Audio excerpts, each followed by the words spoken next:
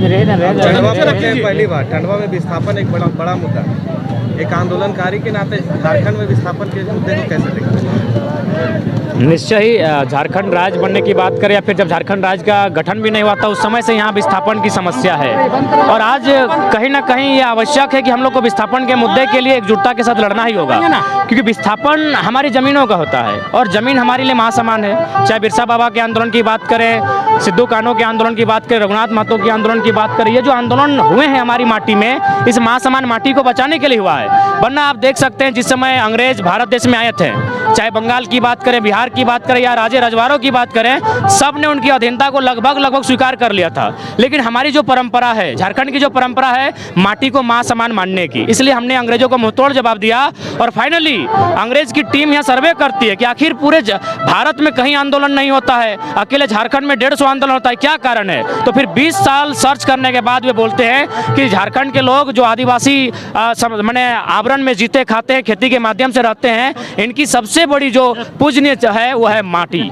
और यथा अगर आप माटी को डिस्टर्ब नहीं करेंगे तो ये लोग आपको डिस्टर्ब नहीं करेंगे। तो फाइनली अंग्रेजों ने 1908 में CNT कानून बना कर दिया कि ये लोग भोले भाले लोग हैं, बहुत सरल लोग हैं, इनको भविष्य में कोई बहला फुसला कर इनकी ज़मीनों को ना ले, इन पर अतिक्रमण ना करे, इनका दोहन शोषण ना हो, इसलिए उन्होंने 1908 में CNT कानून दिया। और ये हम नहीं, आज़ाद भारत में भी जो देश के हमारे प्रथम राष्ट्रपति थे, यानी भारत देश के सर्वोच्च रहनुमा डॉक्टर राजेंद्र प्रसाद, उन्होंने भी कहा कि यदि छोटा नागपुर के लोग अपने अधिकारों को लेकर जागते नहीं हैं तो ये भोले भाले लोग बाहरी राज्यों का यहाँ दबदबा होगा, इनके अधिकारों को वे छीन लेंगे, खा लेंगे और फाइनली इनका दोहन और शोषण होगा और ये अपनी माटी को छोड़कर इनका विस्थापन पलायन होगा। तो इसलिए आज हमारी लड़ाई जेन्युइन है। और आज अगर बहुत सारे लोग जब लड़ते हैं हम लोग, तो झारखंड के लिए वो शब्द है नक्सली। लेकिन आज हम खुले शब्द के साथ कहना चाहेंगे मीडिया के माध्यम से, अगर इस देश में अपराधी कोई है, आतंकी कोई है, नक्सली कोई है, तो संसद है जहाँ गलत कानून बन रहा है। एक बात बताइए, भारत का संविधान जो हमारी प्रस्तावना है, जिसे हम लोग अंग्रेजी में प्रियम्बल कहते हैं, वो स्पष्ट लिखता है हम भारत के लोग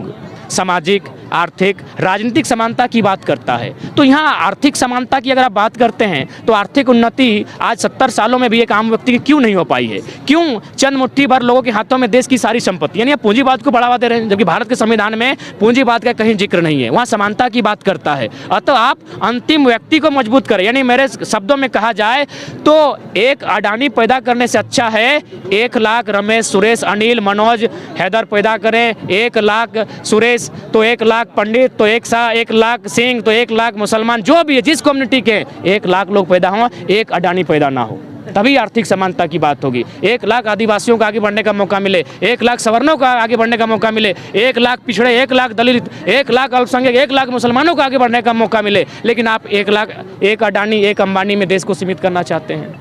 झारखंड में बड़ी बड़ी कंपनियां स्थापित हैं, फिर भी यहाँ के युवा पलायन को मजबूर, इसको आप कैसे? देखिए, इसके लिए है जो उदास राजनीति है। हमारे जितने भी राजनेता हैं उनकी मानसिकता उदासीन है, वो काफ़ी उदासीन है, इतने उदासीन है कि वे लोग भविष्य की दूरगामी सोच नहीं रखते हैं। पहली बात, जो भी विधानसभा के भीतर जाते हैं, जो लोग संसद के भीतर जाते हैं, उनकी सोच दूरगामी होनी चाहिए, उनकी सोच दूरदर्शिता की होनी चाहिए। लेकिन ये चूंकि अपने परिवार तक सीमित रख देना चाहते हैं। आप कुछ दिन पहले देखे होंगे कि एक पेपर का कटिंग वायरल हुआ था जिसमें एक विधायक है हमारे धनबाद के, डायरेक्ट नाम नहीं लेते हैं, उनका 16 साल या 20 साल के बीच का वो बेटा है, उसके नाम 2 करोड़ की प्रॉपर्टी है। तो वे लोग जनता की क्यों सुनेंगे, जनता की क्यों सोचेंगे, जब उसका एक बच्चा जो माँ की कोख में है और तय हो गया है कि बेटा पैदा होगा तो डिनोबली में पढ़ाएंगे, बेटी होगी तो चिन्मया में पढ़ाएंगे, क्यों वो सोचेंगे? बताइए, क्यों रिस्क लेंगे, क्यों आंदोलन में शरीक होंगे? उनको केवल अपनी सुविधा से मतलब है। और चूंकि आप मीडिया के बंधु हैं, आज से 20 साल बाद जब इन्हें मामला सामने आएगा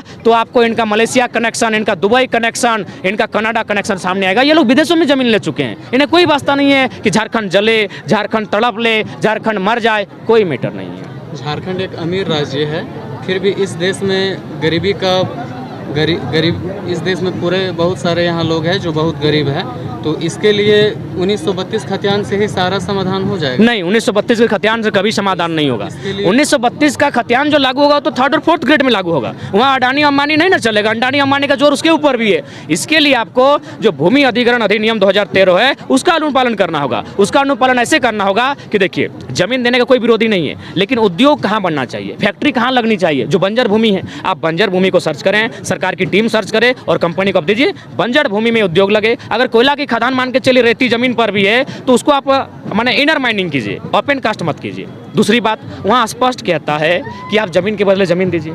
एक बात बताइए, हम पुश्तैनी ज़मीन है जहाँ हम सदियों से खेती कर रहे हैं, उसमें हम धान उगा रहे हैं, कुछ दिन बाद गेहूँ उगा रहे हैं, कुछ दिन बाद गन्ना उगा रहे हैं, उस ज़मीन को आप एक झटके में ले लेंगे तो उसके लिए उस ज़मीन के बदले ज़मीन का प्रावधान हो, ये वो कानून कहता है, अधिनियम का जो कानून है वो कहता है। तो अगर इस कानून का अनुपालन किया जाएगा तो मुझे लगता है जो देश के प्रधानमंत्री जो नारा देते हैं कि भारत विश्व गुरु है, भारत महाशक्ति है, ये नारा तब सार्थक होगा। नहीं तो आप कह सकते हैं बस चंद मुट्ठी भर अंबानी, अडानी, टाटा, बिरला, वेदांत। हम बार बार कहते हैं कि सब क्यों भाई, एक आदमी को अरबपति क्यों बनाना, 100 लोगों को करोड़पति बना दीजिए, चाहे वो किसी धर्म का रहे, स्वर्ण वर्ग से रहे, दलित वर्ग से रहे, हरिजन वर्ग से रहे, आदिवासी से रहे, क्रिश्चियनिटी से रहे, मुसलमान से रहे या आदिवासी, मतलब जहीं किसी वर्ग का रहे, उस सभी वर्ग को लेते हुए हजारों लोगों को रोजगार का अवसर दे।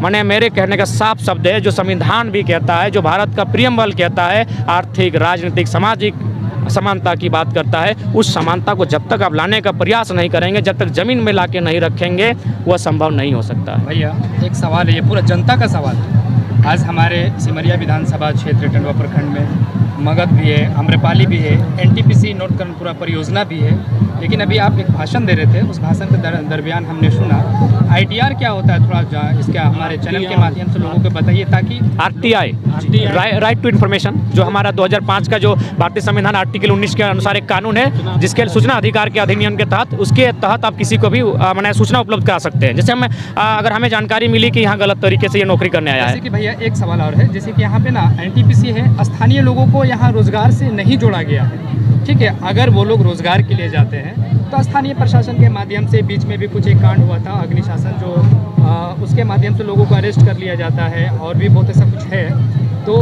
आरटीआई जब फाइल करेंगे तो उससे क्या कुछ होगा सर? देखिए, आरटीआई से जानकारी मिलेगी कि वास्तव में कितने लोग वहाँ नियोजन में हैं, क्योंकि जो राज्य सरकार जो कानून बात कर रही है कि 75% नौकरियां जो प्राइवेट कंपनियां वहां भी स्थानीय को दी जाएगी और इसमें राज्यपाल की मोहर भी लगी है। तो मेरे कहने का मतलब है आरटीआई के माध्यम से ये जानकारी उपलब्ध कराई जाए कि वास्तव में 75% वे लोग हैं कि नहीं, और इसलिए वहाँ 32 खतियान की बात हो रही है कि उसका जस्टिफाई, स्थानीयता का जस्टिफाई उस खतियान के आधार पर हो। नहीं तो वे लोग तो बोल देंगे कि हमारे पास 75% है, वो बिहार वालों को, गया वालों को, यूपी वालों को, बंगाल वालों को हजारीबाग और चतरा का निवासी घोषित कर देंगे। इसलिए वहाँ खतियान की मांग की जा रही है। जयराम दा, आपने 32 खतियान को लेकर आंदोलन किए, सरकार ने आपकी बात को सुन ली, लागू भी हो गया, लेकिन इसमें एक चीज़ और पेच फंसा, केंद्र का, इसको आप कैसे देखिए? अगर केंद्र, चूँकि देखिए सबसे पहला बात, जो घर का मुखिया होता है उसे, अगर घर के परिवार में 4 सदस्य हैं तो चारों को लेकर चलना पड़ता है और चारों की खुशियों का ख्याल रखना पड़ता है। लेकिन अगर आप ऐसा करेंगे कि छोटे भाई की खुशियों को बड़ा भाई को अगर दे देंगे तो कहीं ना कहीं घर के मुखिया होने के कारण आप कलंक हैं। तो ठीक उसी प्रकार केंद्र का ये मैंने दायित्व बनना चाहिए कि बिहार बिहारियों का है, हमने डिस्टर्ब नहीं किया है, यूपी वालों का हमने डिस्टर्ब नहीं किया है, तो झारखंड को वे लोग डिस्टर्ब क्यों कर रहे हैं? तो इसलिए कानून बनना चाहिए कि उनका अतिक्रमण यहाँ रुके, उनका यहाँ प्रवेश रुके। और ये हम तो नहीं कह रहे हैं, भारत में ही आपका अरुणाचल प्रदेश चले जाइए, वहाँ आपको इनर लाइन परमिट शो करना पड़ता है, यानी अगर आप उनकी सीमा में प्रवेश करते हैं तो आपको स्थानीय प्रशासन के माध्यम से सूचना देकर जाना होगा कि आप कहाँ जा रहे हैं और कितने दिनों तक रहेंगे, रिटर्न कब आएंगे। तो इसी देश में कानून है, क्यों ना कहीं ये मान्यता थी कि वे लोग थोड़ा सा दबे कुचले लोग हैं, कहीं ना कहीं अगर उत्तरी भारत के लोग खासकर अगर सीमा में प्रवेश करते हैं तो इनका डोमिनेटिंग नेचर वहाँ हावी होगा। फिर देखिए एक बात देखिए, दक्षिण भारत के लोग आते हैं, उनसे कभी विवाद नहीं हुआ है, क्योंकि ये इतिहास को आपको मानना होगा। उत्तरी भारत भले बोलने में बुरा लगे, अच्छा लगे, लेकिन जो उनका जो स्वभाव है वो कहीं ना कहीं डोमिनेटिंग नेचर का रहता है। उसका कारण आप देख सकते हैं, आज सुनील सिंह यहाँ चतरा से सांसद हैं। जयराम दा, सीएम अब खतियानी जोहार यात्रा निकाले, पहली बार वो सबसे शुरू किए थे आपका गढ़वा से। गढ़वा में उनके जोहार यात्रा का जो सभा था, उस सभा में भोजपुरी एक्ट्रेस का डांस भी चला, इसको आप कैसे देखिए? एज ए कलाकार हम उनका समर्थन करते हैं, सम्मान भी करते हैं, लेकिन उनका हमारे यहाँ क्या जरूरत है? क्या मजबूल दा को, अभी मजबूल दा यहाँ थे, क्या मजबूल दा को किसी बिहार के कार्यक्रम में, यूपी कार्यक्रम में शिरकत होने का मौका मिला अभी यहाँ के गीतों के साथ? जब नहीं तो उनका हमारे यहाँ क्या रोल? दूसरी बात, एक भाषा अतिक्रमण इसी प्रकार होता है। अगर आप उस भाषा, चूंकि वो मजबूत भाषा है, उसका एक बहुत बड़ा सिनेमा जगत है, तो इसलिए कहीं ना कहीं राज्य सरकार अपनी भीड़ जमा करने के लिए, लोगों को दिग्भ्रमित करने के लिए सारा कार्य कर रही है। जबकि हम लोग स्वयं राज्य सरकार को थोड़ा सम्मान दे रहे थे कि चलिए एक साहसिक फैसला है, लेकिन फिर ये अपना मनसा को साफ कर रहे हैं कि मैंने जनता भूख प्यास से त्रस्त है और राजा सुरा सुंदरी में मस्त है। 5 लाख का फी है, सुने उन मैडम का। यहाँ 5 लाख से 2 छोटे मोटे योजनाओं को संचालन किया जा सकता है। लाखों का खर्च किया जा रहा है पोस्टर बैनर के नाम से, आभार यात्रा के नाम से। और एक बात खास बात है, उनको कहिए आभार यात्रा धनबाद बोकारो में करेंगे, मज़ा आ जाएगा। अगर वास्तव में उनको लगा कि 32 का श्रेय सरकार को लेना है, आ जाइए धनबाद बोकारो, आभार यात्रा अगर वहाँ कर दिए तो मज़ा आ जाएगा। गढ़वा, चूँकि देखिए गढ़वा को मानना को देखिए, हम सभी जिला का सम्मान करते हैं, लेकिन हम सच बात कहने से पीछे नहीं हटते हैं, ये सच्चाई है। अगर ये आंदोलन धनबाद बोकारो से खड़ा नहीं होता तो बृहद नहीं होता। क्यों नहीं होता?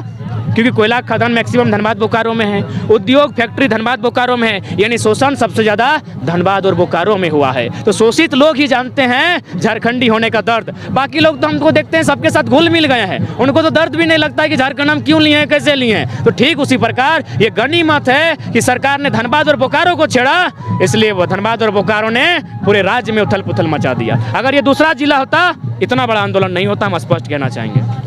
टाइगर दा, आपका जैसा नाम है वैसा स्वभाव भी है, मतलब जैसा आप बड़े बड़े मुद्दे लेते हैं, बड़े बड़े फैसले लेते हैं, आप जितने भी जनता यहाँ झारखंडी है उसके दिलों में आप छा गए हैं। तो क्या आप आगे संसद में या विधानसभा में जाने का देखिए कुछ प्रयास?